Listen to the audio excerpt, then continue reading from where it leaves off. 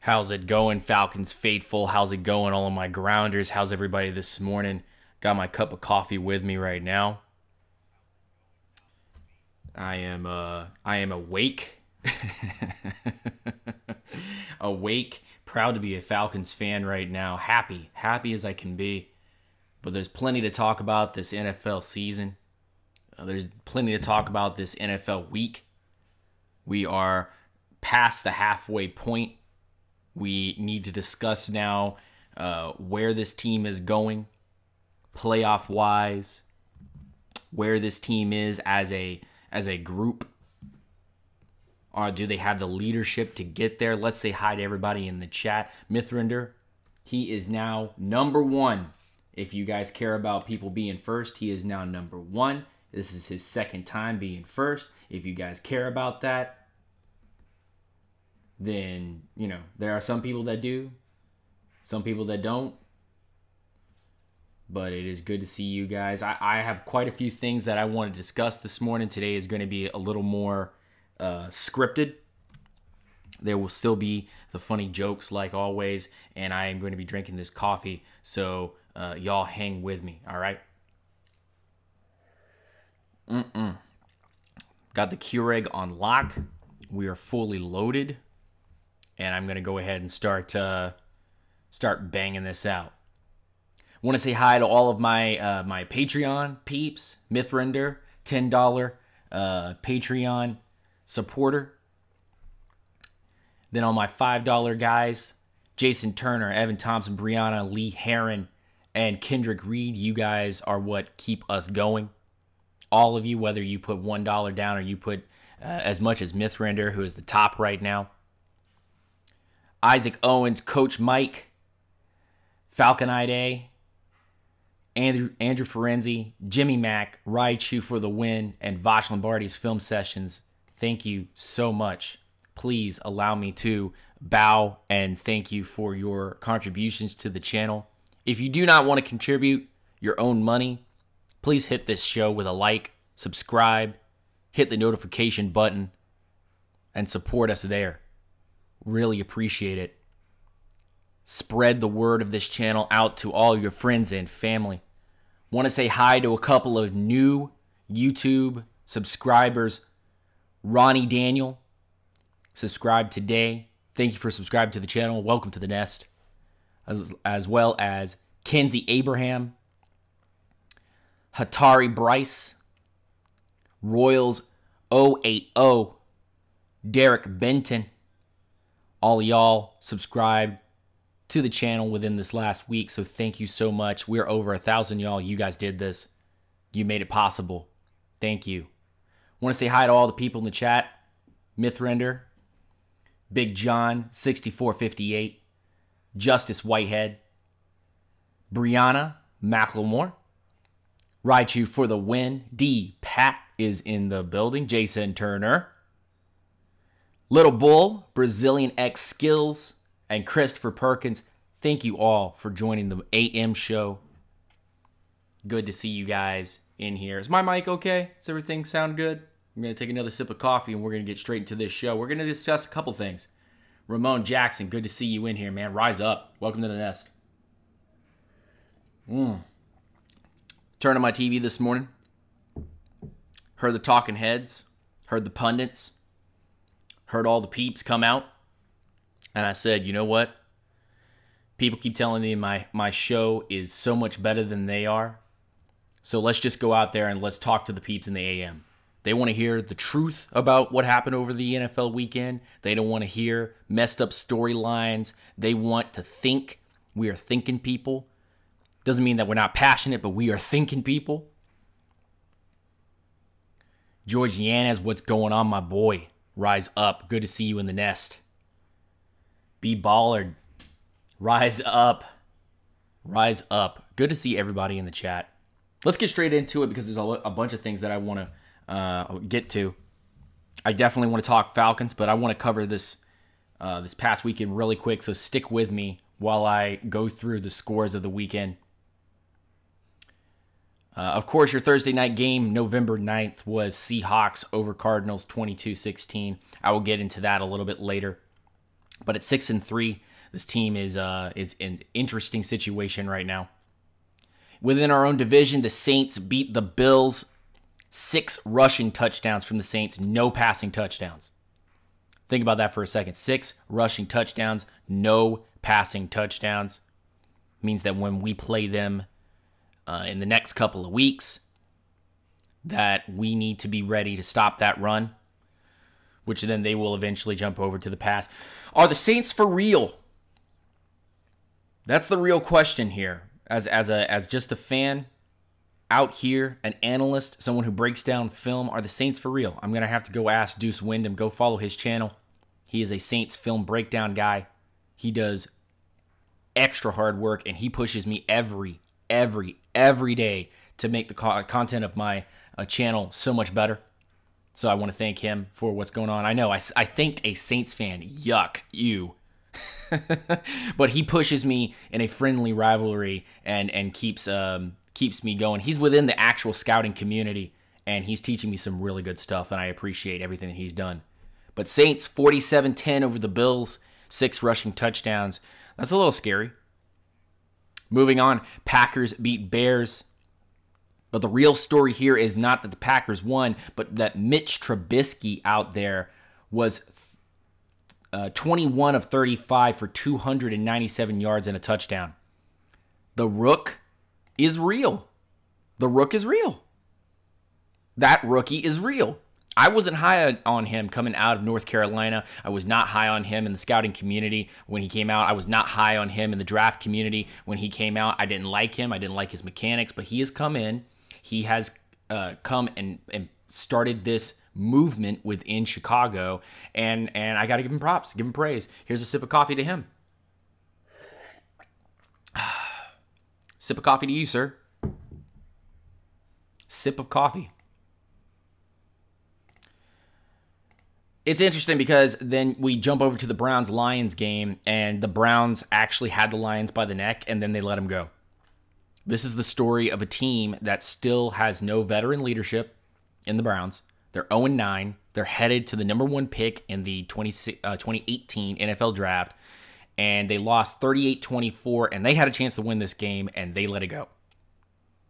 Isaiah Crowell, 16 carries, 90 yards, 1 touchdown. They have a chance to build something there, but they're just letting it go.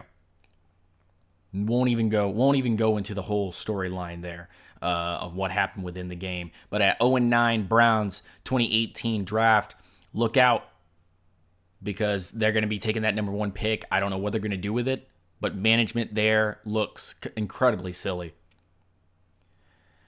There was an ejection in the Bengals game, and now that they're 3-6 with a loss to the Titans in the final minutes of that game, the Titans score a touchdown. But now that the Bengals are at 3-6, their season is pretty much over. There's not much more that the Bengals can do, and their problems stem from their quarterback and their offensive line just being, mediocre, and their defense just not being able to keep it up. Andy Dalton was 20 of 35 for 265 yards and 2 touchdowns, but their defense just, wasn't there. And funny, because I know all of you guys know about the Jalen Ramsey story between AJ Green and that suspension, where they both got ejected. Actually, not a suspension, but they both got ejected the previous week. AJ Green had nothing on Jalen Ramsey last week. Then he comes in and has 5 receptions for 115 yards and a touchdown against the Titans. Yeah, kid, get out of here. Jalen Ramsey's a beast, and you're a punk. Period. Don't care if you're from the University of Georgia or not. AJ, you like to pick on little children and take their candy, but when you see a grown man and he smacks you in the mouth, you whimper and you walk away. Just want to throw that out there.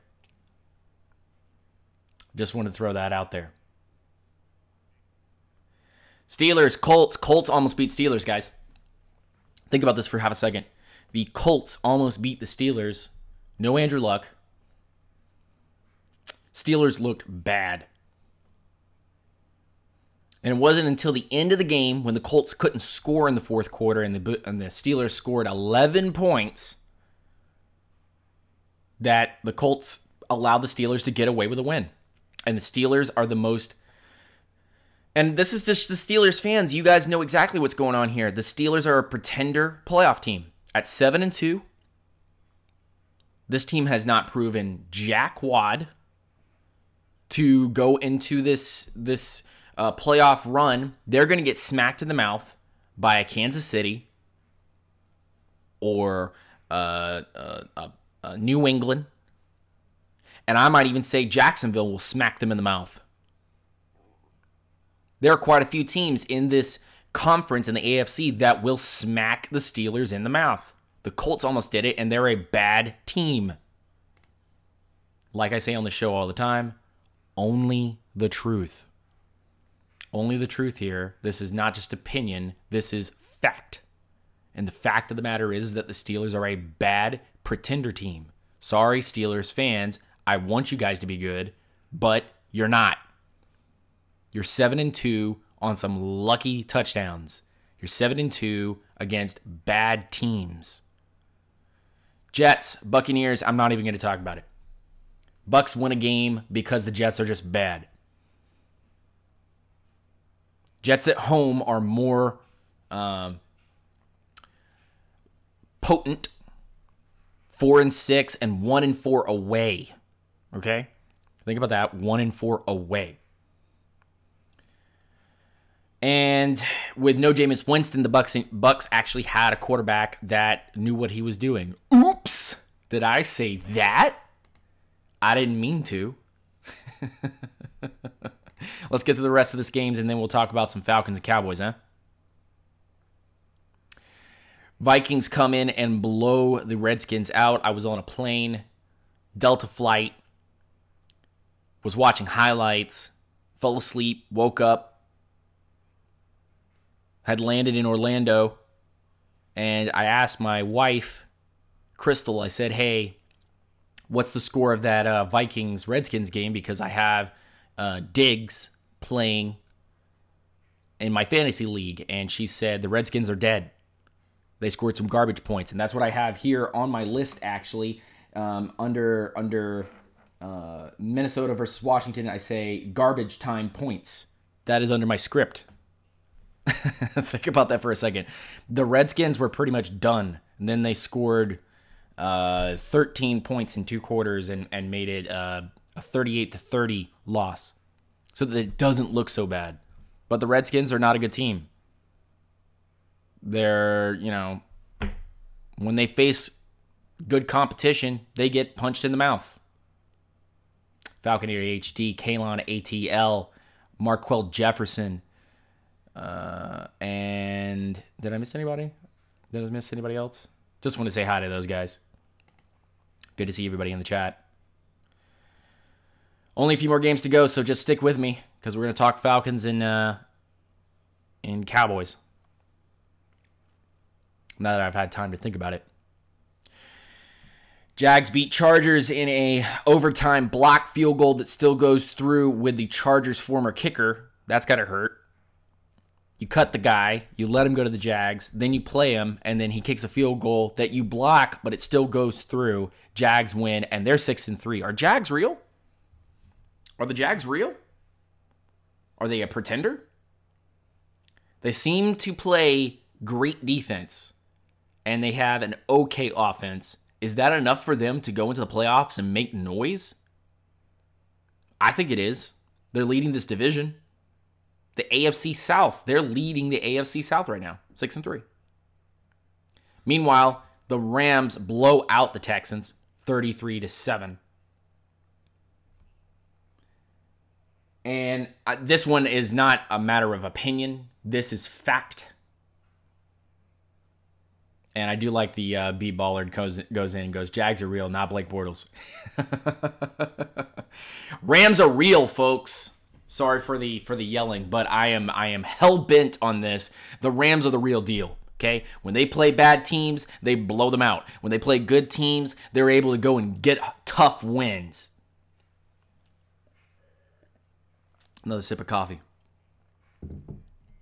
It's called punching people in the mouth, and the Rams know how to do it. The Rams know how to do it. They're 7-2, folks. The Rams are 7-2. This is 2017, and the Rams are 7-2. And if they go to the 2018 draft, because I'm a draft and film breakdown guy, so thinking about this like rattles my head. The Rams are 7-2, and they could go to the 2018 draft and they have all this talent. They could just drop more talent on top of it. Whoa. Whoa. That's spooky, dude. That's spooky. Meanwhile, the Giants at 1-8 now. 1-8. Can I go to all Giants fans and go, so Eli Manning, McAdoo, your GM, your entire coaching staff, your owner, when are you going to get rid of those guys? Your team is garbo. And I really thought that you had a chance this year to kind of make some noise. But when you lose to the 0-8, or what was it? 0-9. You lose to the 0-9 49ers, 31-21. Give them their first win at home. Wow, you're bad. You're something. You are something. Brianna says she's going to be at the draft this year. Lucky son of a gun. Lucky. I want to be there so bad. And then last night's game, Pats Broncos 41-16. Pats put the whooping on the Broncos. Broncos were never in that game. They looked like they were just kind of walking through it. Just kind of walking through it. Sleepwalking. Just kind of there. They were there. They just, they were there for Denver. I was in Denver this weekend, and I had half a right mind to stay one extra day Excuse me. 1 second.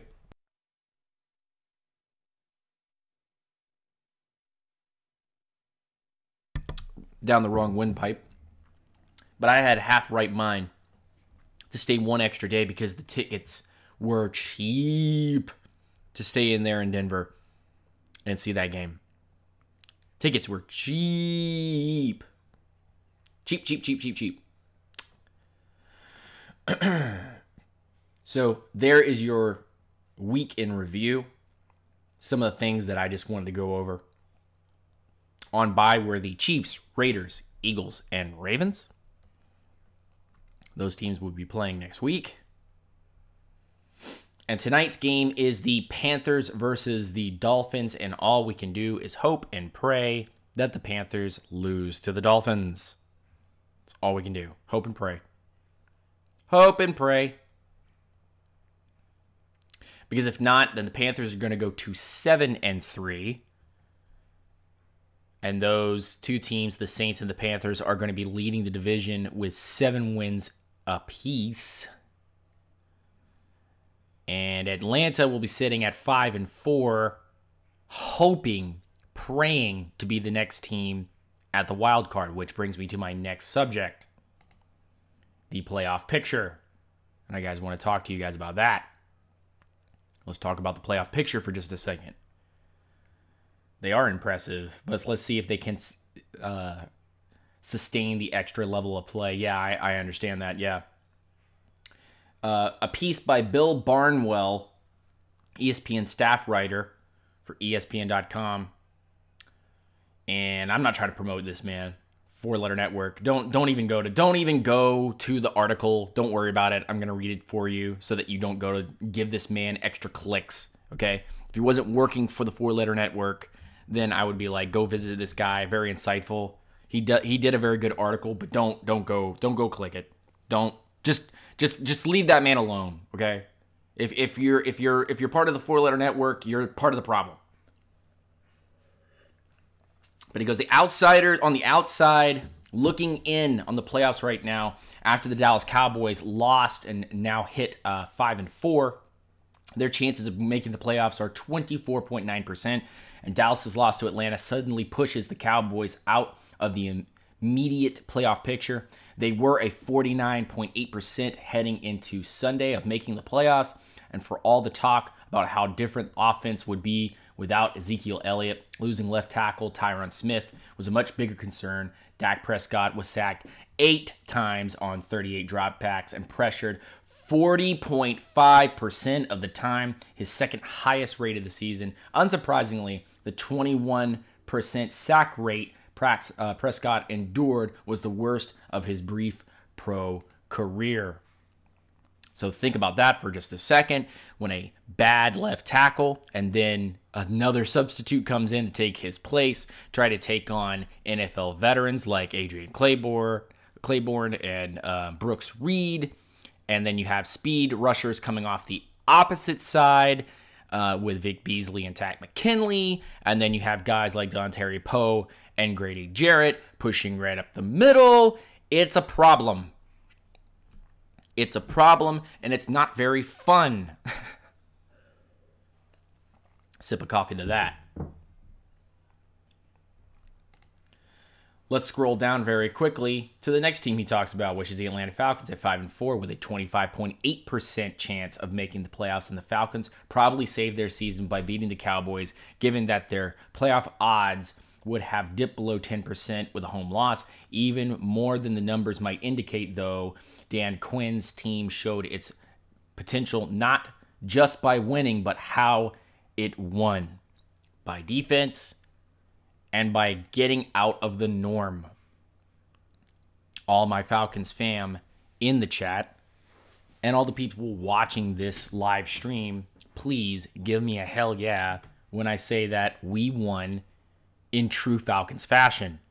That was a real Falcons team that we saw last night. It was not a mirage. And when the next man up mentality comes up, I've already watched plenty of videos from Dallas Cowboys peep, and hopefully I will still be on the Law Nation. That guy, what's going on? Falcons fan 1990. Good to see you guys in the chat. It is one of those things where all the Falcons fans are having a good time, and all the Cowboys fans are, they're talking, they're talking about stuff on their shows right now about how shoulda, coulda, wouldas, and the refs and all kinds of other stuff. And if I go on Law Nation's show, whether it be today or tomorrow, and you guys all show up in droves, and he starts blaming the refs, I'm going to set him straight. Because there were plenty of calls where Matt Ryan was hit right up in the face, or twisted like a Twizzler or a pretzel, and nothing was called. There were plenty of holdings that I saw that the refs weren't doing anything about. There were plenty of bad calls by the refs all game on both sides, so I don't want to hear it. But let's get through the rest of this really quickly, and then I'll get back to telling you what I thought about last night's game after watching it again and getting just getting another take on it. Detroit chances of making the playoffs 32.5% at 5-4. And the Lions were a bad team last season, worse than the Bears and Jags by DVOA, who sneaked into the playoffs by virtue of Matthew Stafford setting a league record for fourth quarter comebacks and victories. But as of right now, the Detroit Lions almost lost to the Browns. Okay? When the Browns have you by the neck, you know there's a problem. So that division right now is up. It's theirs. It's theirs. They can win this division. It's theirs. The rest of the teams in that division, except for the Vikings, are bad. So they have a chance to fight for this division. They just got to beat the Vikings. Meanwhile, Carolina in the mixer, 6-3 right now, 54.4% of making the playoffs. They've already beat Atlanta once. We need to split with them, go 1-1, and at least beat Tampa twice. And the Saints at least once, and we might actually get into the playoffs via wild card. But Ron Rivera's team is a comfortable favorite to dispatch the Dolphins at home on Monday night, and that would push the Panthers to 7-3. Here, I am hoping that the Dolphins pull off some magic, beat them, and send them to 6-4, which would really help Atlanta going forward to play their Monday night game against Seattle this coming week, which is another big part of this. But Carolina right now is well positioned, at least to claim a wild card berth. They will face the Jets after their Week 11 bye and still have some home games against the Packers, who could theoretically have Aaron Rodgers back, and the Buccaneers. And the FPI projects them to have almost exactly a 10-6 record, and they should be safe if they make it there. So, okay. All right. Then within the same article, they have the Seahawks at 6-3, which their next game is against Atlanta. And they have a huge schedule coming forward. The schedule won't do them any favors either after hosting Atlanta and traveling to play the 49ers, who just won a game and seem to be hot. The Seahawks will face one of the toughest 4-game stretches of any team in the league and will play this season. Seattle will travel and play the Jags and Cowboys while hosting the Eagles and Rams. That week 15 Rams tilt could very well decide the NFC West, and while it takes place in the Pacific Northwest, it's hard to argue that the Seahawks were the better team the first time those two squared off. The Seahawks have turned things on during the second halves of this past few years, but it feels like they're already running on fumes these last 2 months, with 2 months left. Excuse me, I'm stuttering. So there's that, and then the division favorites, obviously LA at 7-2, Rams, Minnesota at 7-2. Saints at 7-2. And Eagles at 8-1. Okay? So there's where we're sitting right now with the playoff picture. As we get a little bit closer, I will start putting out playoff prediction panels. Okay? I'll start putting that out. And then you guys can kind of make your predictions from there.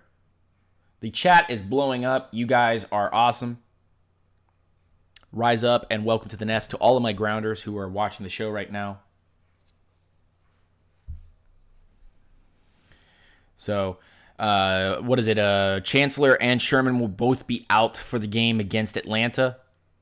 Pretty much sure that that's going to happen. But let's get into the Falcons-Cowboys. Woo! Man, what a game. What a game. And to be honest with you, after last night's, jumping around and having a good time and whatnot, I went back and watched the game a little bit more and then looked over the stats. And it was funny. It was funny because listen to these stats. Listen to these stats. Falcons win 27-7. And Prescott was 30 of 20 for 176 yards. No touchdowns, no interceptions. But there was, I believe, 2 parts where he got picked off. And they were called back from penalties. And that seems to be the Falcons' MO right now, is we cause a penalty and then we don't get the interception that we worked very hard for. And then the rushing attack from the Dallas Cowboys, 11 carries, 53 yards for Alfred Morris. And then Dak had 6 carries for 42 yards, but most of those were like near garbage time, and he had 1 TD early. And then Rod Smith with 3 carries for 14 yards. And then Derek McFadden, 1 carry for -2. I think that -2 was the Takk McKinley tackle. And then passing the ball, it's more along the lines of, you had 176 yards, but listen to this. Jason Witten, the tight end, had 7 receptions for 59 yards. That was their leader in receiving, their tight end. Des Bryant, 4 catches on 39 yards. Bryce Butler, 1 reception on 30 yards. Cole Beasley, 2 receptions on 23 yards. Rod Smith, 4 receptions of 15 yards. Terrence Williams, 1 reception for 9 yards. And Keith Smith, 1 reception for 1 yard. Falcons went in there, locked Dak Prescott down under 200 yards, and were able to go out there and kick butt. Now, this hurt my fantasy because I had Des Bryant playing. I didn't know I did. I had another wide receiver on the bench, and he scored more points than Des. But looking at it from a fantasy perspective and then looking at it from the game perspective, hey, look, Des got locked. Des got locked down. And on his 4 receptions that he made for 39 yards, it wasn't that great. He had a couple of go up and get it type of deals, and then they went away from him because they wanted to run the football. And Jacob Damron, good to see you in here. Rise up. Welcome to the nest. Definitely want to get to that Justin Hardy thing in just a second. Defense on its own. 1 sack. They sacked Matt Ryan 1 time. I would think it was a -13 yards on that sack. And they got 1 interception on Xavier Woods on a Mohamed Sanu bouncing off of his hands interception. Another tip drill. Do we need to do tip drills in practice? I think that's something that we probably need to do more of. Or just, these guys need to hit the jugs. It wasn't a bad pass by Matt Ryan either. I don't want to go on to this whole defending Matt Ryan. But when I see point A, Matt Ryan, good stance, good arm motion, throws to where Mohamed Sanu can only get the ball. And Mohamed Sanu, it hits him directly in the hands and it pops up in the air. Almost like he's doing like a beach volleyball play. And then watching it drop in somebody's hands. It's kind of concerning. It's kind of concerning. When I'm seeing Julio Jones and Mohamed Sanu and Nick Williams, well, I haven't seen a lot of Nick Williams anymore, but on these particular players, Justin Hardy, and seeing Gabe hit a couple of those passes, hitting him in the hands. In fact, actually, a lot of it's been from Sanu, hitting him right in the hands, popping up in the air, and getting intercepted. Boy, SpongeBob meme boy, are you kidding me right now? You're making it harder for Matt Ryan than it is in anywhere else. This is the truth. This is not a made-up statistical, analytical BS that I'm trying to feed Atlanta Falcons fans or anyone else around the league. I'm just telling the truth. The truth of the matter is that the wide receivers for the Atlanta Falcons are making Matt Ryan look bad. On his, 8 interceptions, at least 3/4 of those have been Matt Ryan throwing the ball, and it's popping out of wide receivers or tight ends or running backs' hands. Some of them are suspect throws, but a lot of them are right in their hands. That's the end of me defending Matt Ryan right now. I'm done doing that. We're Falcons fans.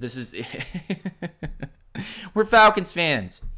We're supposed to defend our quarterback. We're supposed to give him criticism when he does things bad, and we're supposed to give him positivity when he does things well. And when you look at the line and they're properly blocking, and you look at Matt Ryan, he's making the proper throw, and then it hits a wide receiver in the hand, and it pops up in the air, Olympic volleyball style, 2-on-2, and drops into the hands of a corner or a DB of any nature. You go, I can't blame you, Matt. The throw is where it needed to be. And I don't want to dump on Mohamed Sanu, but Sanu, bro, boy, really?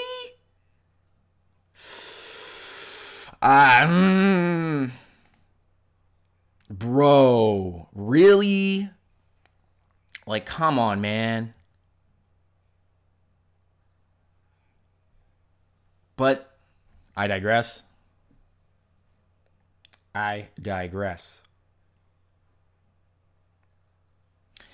Ryan Switzer had 2 kick returns. This is speak about the special teams for just a moment.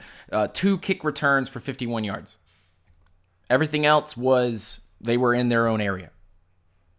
And then the punt returns was 1 return for 11 yards. So the punt return team and kick return team, or excuse me, kick and run, kick and punt defense did well. They did their job. They did everything that they needed to do. Falcons. Let's go over the Falcons. Matt Ryan, 29 attempts, 22 completions, 215 yards, 2 TDs, and an interception that's actually one big INT. It should be capital INT on top of Mohamed Sanu's head, but I'm done talking about that. Tevin Coleman, after Devontae Freeman goes out after having 2 carries for 3 yards and has a concussion, Tevin Coleman and all the Tevin Coleman haters and Devontae Freeman fanboys got a rude awakening. When Devontae Freeman goes down, Tevin Coleman comes in and runs 20 times, 83 yards, and a touchdown. And 1 reception for 5 yards. And Teron Ward comes in, 9 carries, 23 yards. Gabriel comes in on 1 in around and has 1 carry for 15 yards. Derek Coleman, 2 carries for 8 yards. Bruh, it doesn't matter who's in the backfield. We got it on lock. Okay? And that's a really good Cowboys defensive line and set of linebackers, by the way. Lee goes out with an injury. It's really upsetting that, the total of their defense wasn't there. But injuries happen. This injury happened in game. It's not like he was sitting on the sideline to begin with. It happened in game. We lost the 1A running back on our squad, and our 1B running back comes in and lights you up. And I see so many Cowboys fans complaining about that. Well, if we were healthy, if we had Zeke. Well, if the refs didn't throw flags. Dan Quinn and every other coach in the entire league probably says this to their team, but Dan Quinn said it in a presser. Play better than the refs officiate. Okay? The flags won't come in if you just do your job. Period. Injuries happen, next man up. That's just how it is. These injuries happen in the game, and you have to move on. Tevin Coleman stands up, goes about his business. Jalen Smith had to stand up because Sean Lee had to come out. Sorry, but that's just how the cookie crumbles. Now it's the 1B running back and your second linebacker, your second string linebacker going up against each other. My guy was just better than yours.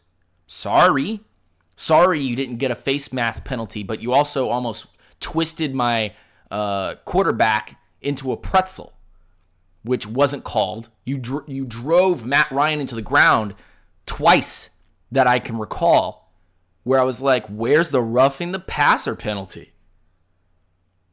Goodness grief. Anyway, let's get away from that. Gabe was your yards leader in receptions. 3 receptions, 58 yards. Julio Jones, second on the team with 6 receptions, 57 yards. Austin Hooper, 6 receptions, 49 yards, 1 TD. Mohamed Sanu, 3 receptions, 29 yards, and an INT. Toilola, 1 reception, 10 yards. Justin Hardy, 2 receptions, 7 yards. Touchdown! Tevin Coleman, 1 reception, 5 yards. Boom, boom, boom, boom, boom, boom, boom. Machine guns, helicopters coming in. This is the air raid. We're going to go ahead and bum run.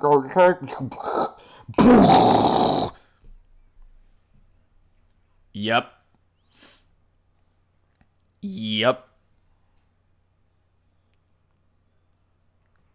That was the Falcons last night.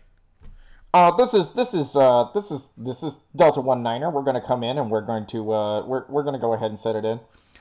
Yes, thank you. Go ahead and set it in. Yep. All right. So Matt Ryan's going to go ahead and throw that ball. Yep. Don't want to give anybody PTSD, but that's exactly. Atlanta came in heat-seeking missiles, bro. And they were on point. I saw crossing routes.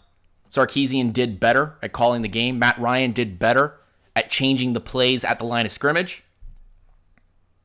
Calling out the blitzes.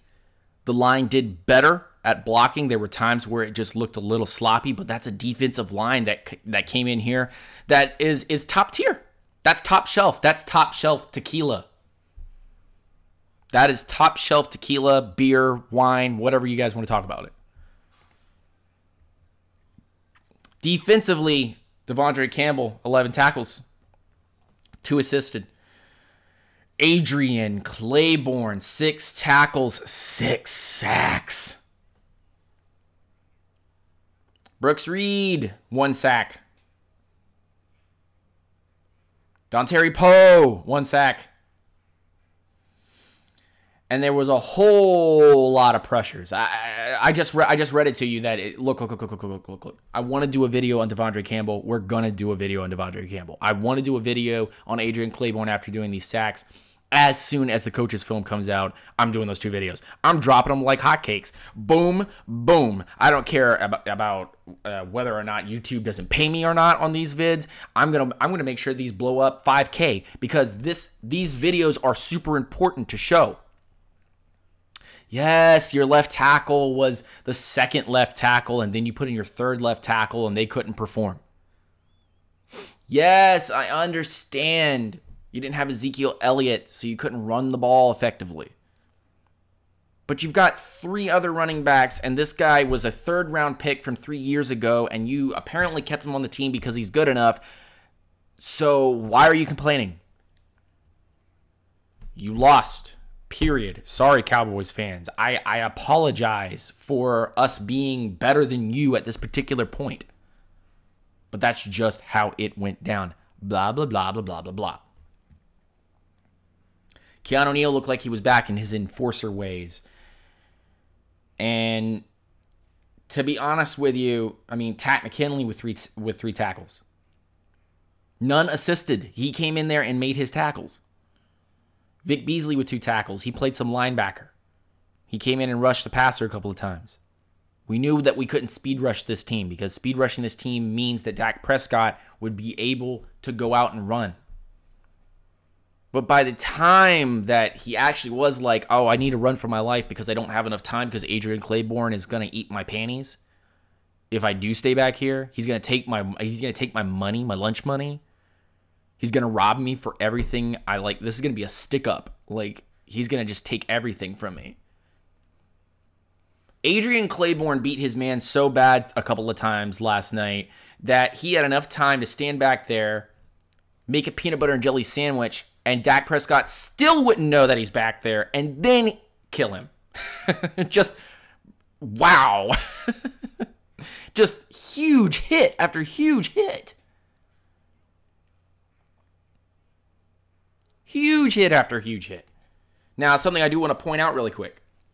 Man, our corners looked terrible. And let's be honest. It's not actually Robert Alford. I don't even have to complain about Robert Alford. I have to complain about Desmond Trufant for just a second. This is a win, but let's be real here.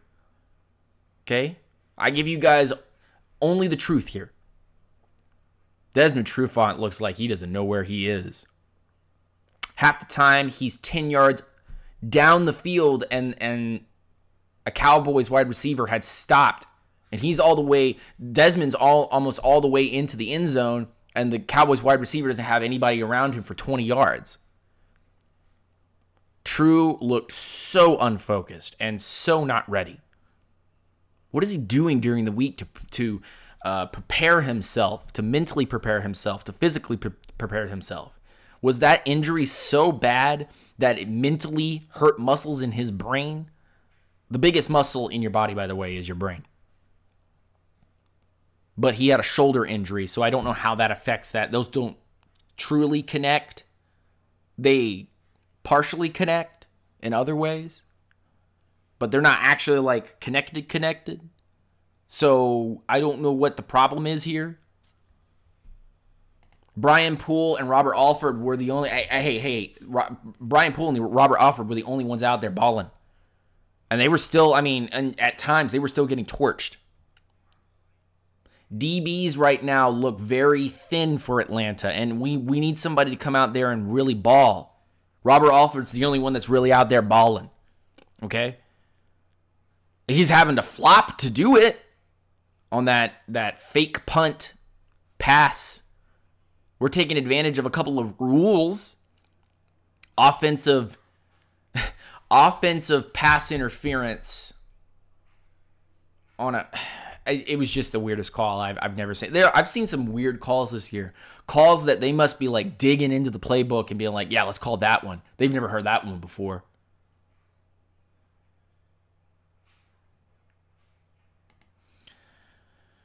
And to be honest with you, I'm not excited about Jalen Collins coming back because Jalen Collins was getting beat so badly in the playoffs and in the Super Bowl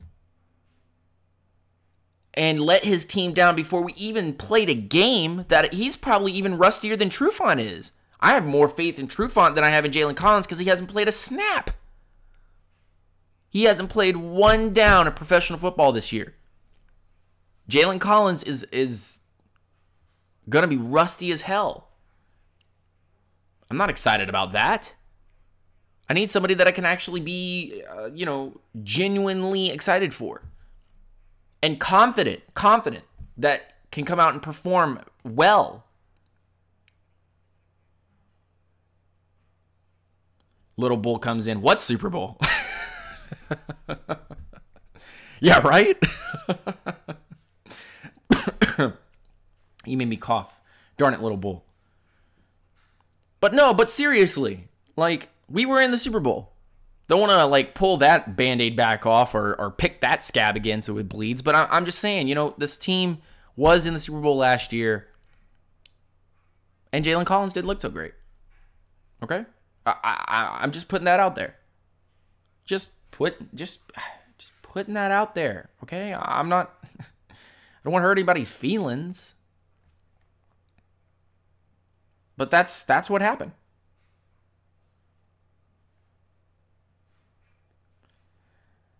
I don't want to break down too much more of the stats of the game. But for me, when the Falcons have 22 first downs and 13 of those first downs were passing first downs, that means that we're beginning to connect. We had 32 minutes of possession, and the Cowboys had 27. This game was a lot tighter on the statistical side, which is why I don't really want to talk about it. Total yards, 336 versus, Dallas's 233. We had 2 first down penalties. Third down efficiency, we were 7 of 13. They were 5 of 11. We both did not complete fourth downs. 0-1 on each. We had 64 total plays, which is the norm for any offense when you're running about 64 plays. Dallas had 59. Both teams had 10 total drives. We were averaging 5.2 yards per play. They were averaging 3.9. We outpassed them by a little less than 100 yards.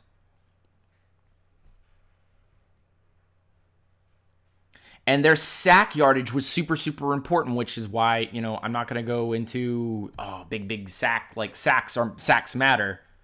But any play for loss matters more than anything. And their sack yards, they had 8 sacks on Dak Prescott, 50 yards lost. They had to gain all of that back. Meanwhile, we had 1 sack on Matt Ryan. Great job, O-line. Everybody clapping emoji for the offensive line. Wes and Mac and Schrader and Levitri and Jake, 1 sack, 11 yards. Man. And you help this running back tandem without Devontae Freeman get 132 yards. Everybody clapping emojis for that. Come on, man. Come on, give these guys some love. Give them some love, man. They worked hard. They worked hard. And that's not a joke defensive line. That's a real defensive line. Those are real linebackers. They didn't have Lee for very long, but Jalen Smith is the second coming. He will be there. I noted that a while back on Lombardi's Draft Talk and on Law Nation. I said, you guys got a stud. If he can get feeling back in his knee and leg again, that kid is a stud. And yeah, he's showing it. Now, last night, he was getting pwned by the Falcons wide receivers coming out and blocking the heck out of him. Which, by the way, another set of clapping emojis for the Falcons wideouts going out there and blocking the heck out of the DBs and linebackers. Just getting downfield and getting dirty. You can be a wideout and be average at catching the ball, but if you're excellent at blocking, you're on my team. That means that you're a hog molly. That you don't have the body of an offensive lineman, but you had that mentality that your daddy must have taught you that you need to be physical with those corners, physical with those linebackers. Teach them who's boss. I love to see Mohamed Sanu and Julio Jones and Gabriel. I like to see those boys get downfield and just put a hurt on someone. Love it. Love it. Red zone efficiency.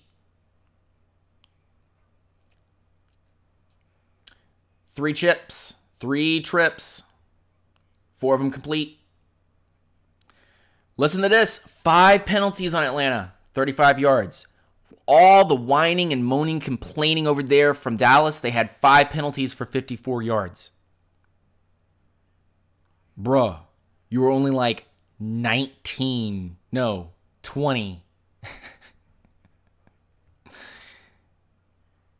Like, seriously. You're only like 19 more yards than Atlanta. Like, 20 more yards than Atlanta. Like, stop whining, complaining. Y'all need to chill out. They had 2 fumbles that we recovered. We had 1 interception thrown. Big, fat, blinking, neon light, INT, capital letters on Mohamed Sanu. Stop beach volleyball catching these balls and just go up there and make a play even if you're going to come down hard. Because that's Falcons football. Bruh. Like SpongeBob. I said this at the beginning. SpongeBob meme boy. Like, seriously. Go make a play.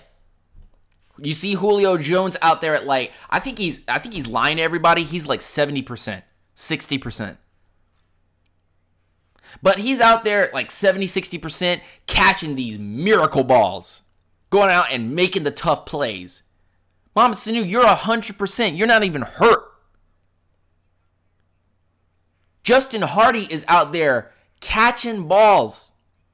Making plays. Blocking downfield. Where are you at, boy? B-O-I. 9 million exclamation points. Where are you at? Hit the jug machine.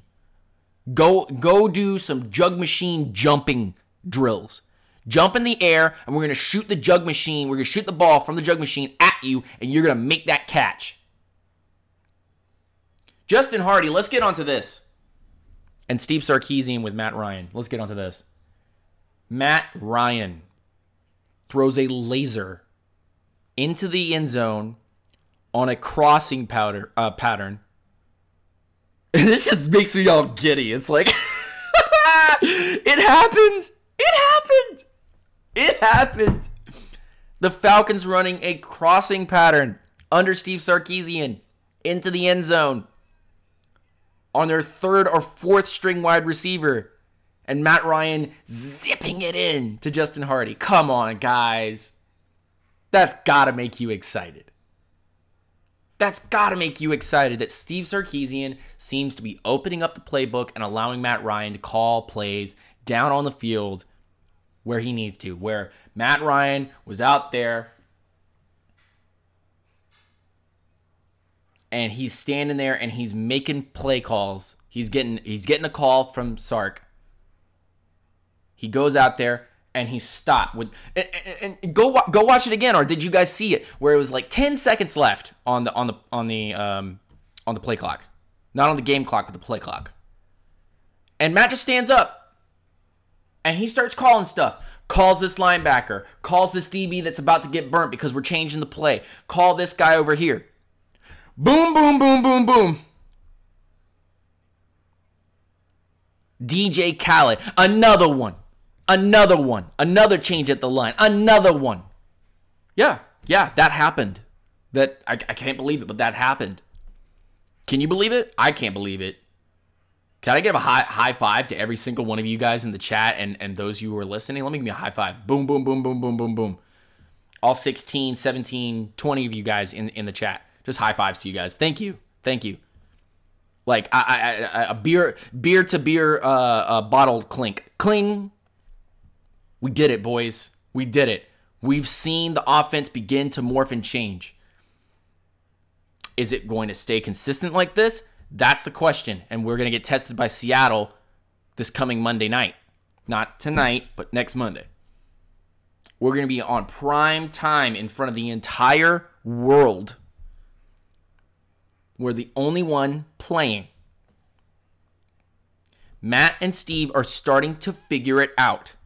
And I told you guys at the beginning of the year, patience. Patience. Keep your expectations low. I say it on my Facebook videos all the time. I say it on Instagram. Go follow me on Instagram. You see it on there in the front. Go follow me on Twitter. I say it all the time. Go follow me, Daniel Spencer. Go follow me on Facebook. I say it all the time. On my live shows, on DBN, on Falcons Nation. Rise up Nation. Rise up, I say it with Rise Up Reader. I have yet to be on his show, but I say it to him on Twitter all the time. Patience. Relax. Expectations down near your hip, because if you have them up over your head, you're going to be disappointed. This is literally 2015 again, where the offense is going to go look good one week and it's going to look bad the next week because they're trying to figure it out. It's not the same offense. That was a lie. to keep fans from rioting that Steve Sarkisian, who had never called an NFL offensive play in his life, had come and now is going to help the Atlanta Falcons change their identity because they can't call the exact same thing they did because teams had figured it out last year in certain cases. Remember Arizona? Remember that Chiefs game? I remember. Remember when we sucked last year in certain games? I remember, yeah. Remember berries. South Park. I love South Park. Remember when they intercepted Matt Ryan, but we were a prolific offense? Yeah, I remember. Because when you're not on the same level, on the same page, and the offense does whatever, it's not going to work. But when you are on the same page, and you do have the same mindset, and you do have good play calling, and everything begins to kind of just settle in because you know what you're doing, then you start winning games. Period. You start driving down the field. I said it last night. If you give Matt Ryan the ball and let him call the plays on the field and let him do what he wants to do and just give his wide receivers chances, they're going to throw great passes and drive 100 yards down the field because that's Matt Ryan. That ain't a slouch. Last night, he was the fastest quarterback to reach 40,000 yards.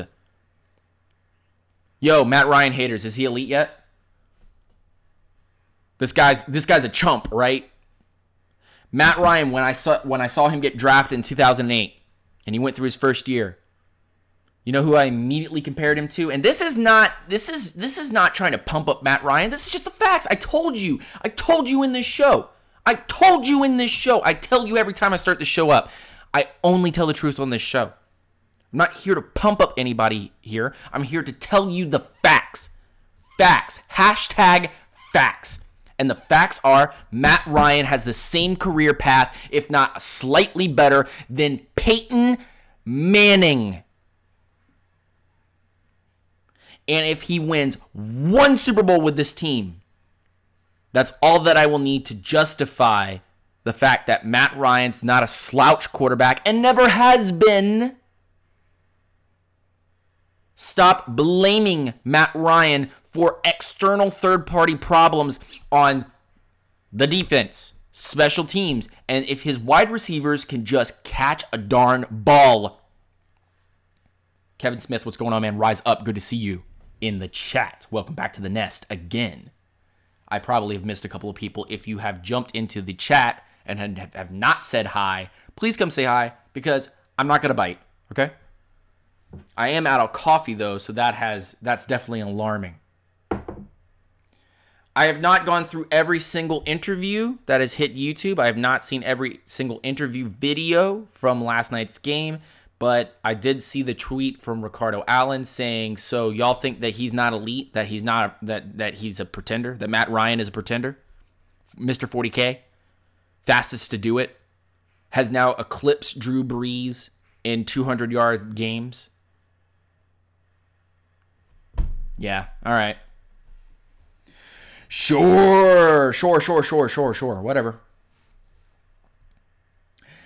And Vanilla Falcon said it on DBN. If you guys follow him, please do go follow Vanilla Falcon on Dirty Bird Nation on Facebook. But statistics don't win you games or Super Bowls, and just because you won a Super Bowl doesn't mean that you're elite. Theo Jones, what's going on, man? Rise up. Good to see you. Welcome back to the nest again. Just because you have great statistics doesn't mean that you're a great quarterback. It doesn't help you win games just because you have great statistics. We saw that in plenty of quarterbacks. And just because you have a ring doesn't mean you're elite. Joe Flacco, Eli Manning, Russell Wilson. who the 4-letter networks and the 3-letter networks and the pundits and the great statistical analytic commentators and show hosts will come out and tell you, oh man, they're so elite. Look, they've won some Super Bowls. And then you go back and watch the Super Bowls and you go, wow, those defenses were pretty good.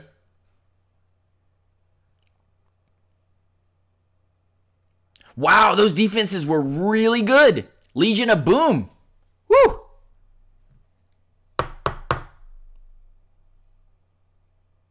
In fact, I actually won whole Super Bowl against the Denver Broncos. I remember the defense for Seattle completely shutting them out. Huh. Funny. Back-to-back not back-to-back, but within the realm of almost back-to-back, giant Super Bowl wins were Michael Strahan and then a legendary catch by who? I can't even remember his name. I mean, that's not elite. That's luck and defenses helping you win championships because, shocker, crazy shocker, not an opinion, but the facts. Hashtag facts. Hold on one second. Hashtag facts. Defenses help you win championships. Offenses get you there. No! It can't be. David Tyree, thank you, Falconator HD. It can't be that defenses help you win championships because that's the stout part. Your offenses help you get there. I have yet to see a prolific offense come out of nowhere and win a Super Bowl. Because that Patriots defense sure did step up out of nowhere with their depth and shut down the prolific Falcons offense in the Super Bowl. Sorry to rip that Band-Aid off again, but it's just to prove the point. That's the fact.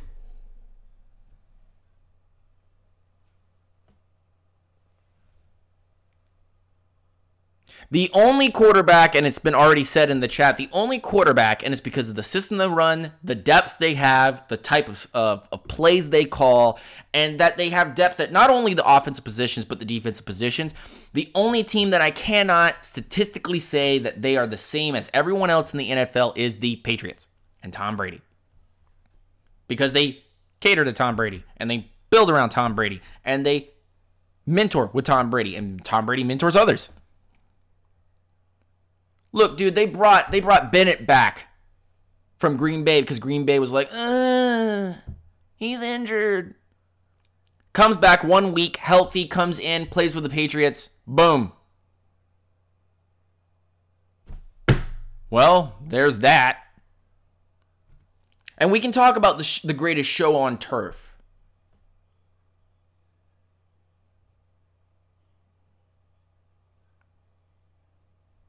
We can talk about this greatest show on turf. But they sure did have a good defense because people forget about that. But that's definitely not to demean the greatest show on turf. They were, I mean, come on. The name implies. But everywhere else we talk about like the Steel Curtain and the Bears defense. The Legion of Boom and Denver when they were playing against the Panthers. Joe Flacco looked great, except for the fact that his defense stepped up and stopped the 49ers from winning the Super Bowl. You guys forget that? Just hashtag facts, bro. Peeps. My grounders. All my Falcons peeps. All my Falcons grounders. It's just the facts. It's just the, that's just it.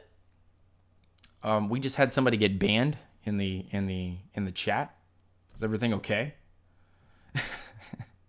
Somebody just got banned in the chat. What's going on here?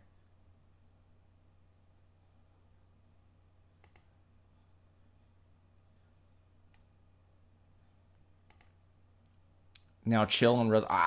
That's just that, but that's the facts though. I wouldn't put Russell and Eli and Flacco. You wouldn't put Russell with Eli and Flacco, but I mean, but you have to put the fact that the Legion of Boom has done their job and given Russell those opportunities.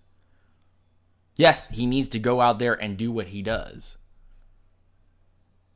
But the Legion of Boom was the one who created those opportunities. Now it's all on Russell Wilson's shoulder, and you can see how that's working out. That team is okay, but their garbage O-line is still almost getting Russell Wilson killed every time. It's not a complete offense.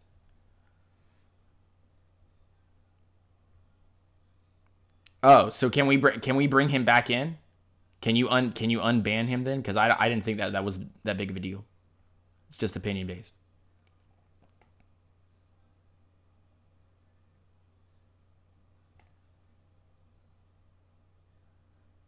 Sorry about that. Apparently we had some miscues. But we're running on 1 hour and 10 minutes, and I just wanted to kind of get into that. I know people probably are wanting to get out of here and do their own thing. But please, give me just a few more minutes of your time. Just a few more minutes of your time, please. Look, man, these next 3 or 4 seasons with Matt Ryan and how we do whatever we do here is the basis here, and building this defense is super, super important. But this is it right here. This is the next 4 years are probably Dan Quinn and his chance to get this team into another Super Bowl. Listen, Mike Smith didn't do it, but Dan Quinn in his second year took this team to the Super Bowl. Defensively, it was okay. Offensively, he made the call to bring Shanahan in. That's smart coaching. Bringing in people that know what they need to do, which is why I think that the Sarkisian call was important. Because Dan Quinn knows what he's doing. Mike Smith didn't. You can see that in the Buccaneers season this year. Looks bad. That defense is abusable. You can beat it.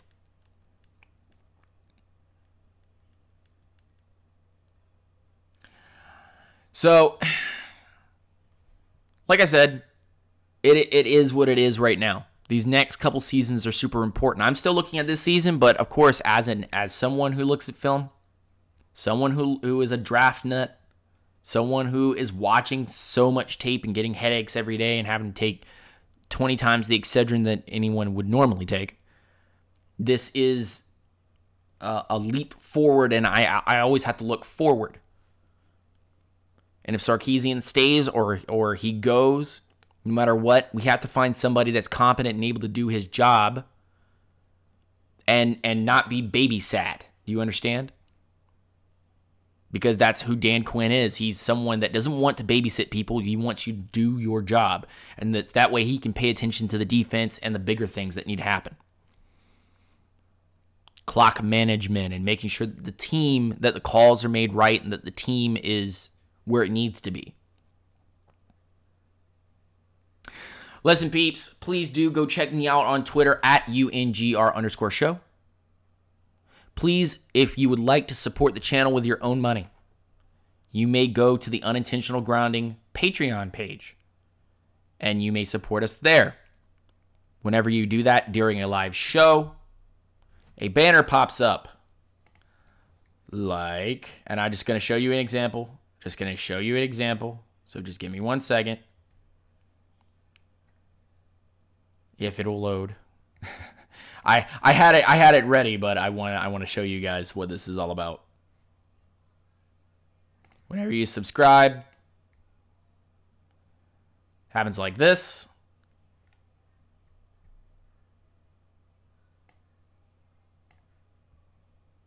I think that's working. If not, then I'll have to go change some alert box stuff. Here, let me just pop in here really quick. Just put this in here.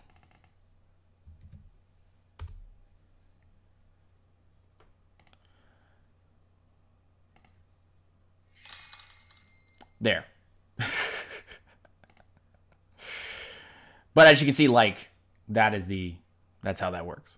If you subscribe to the channel, I'm just letting everybody see these. If you subscribe to the channel.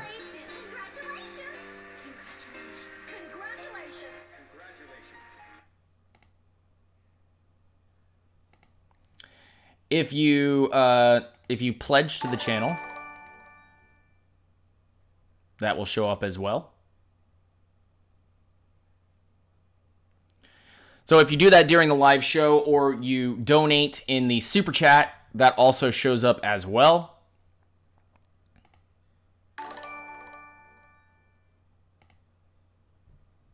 Just showing you guys.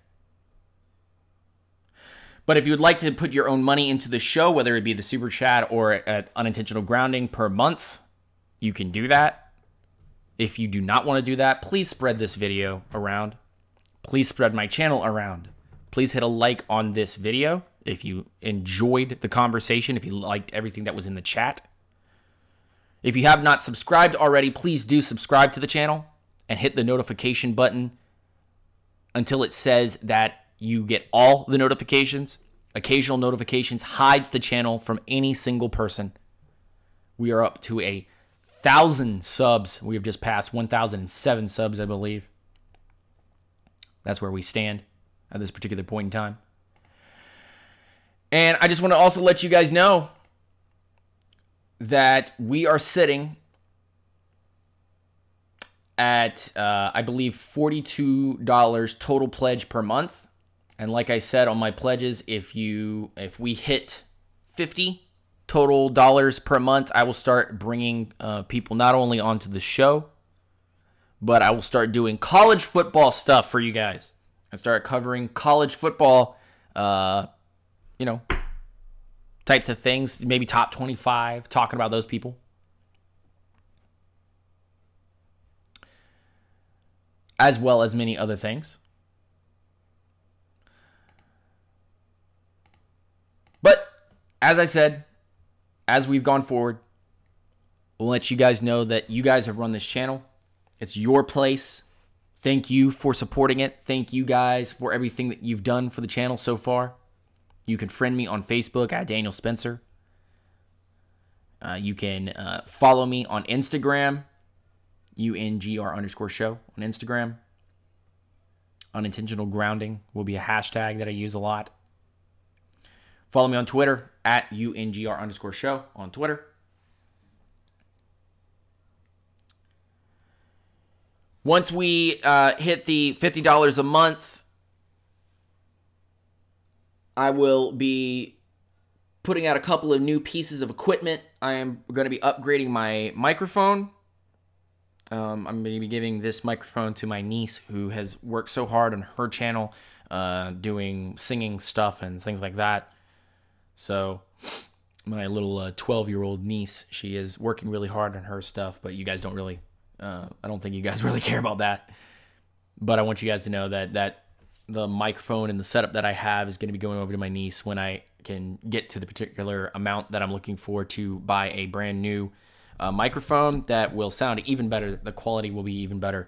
And I'll start having guests on the show. Mythrender, if you're listening, I need your information.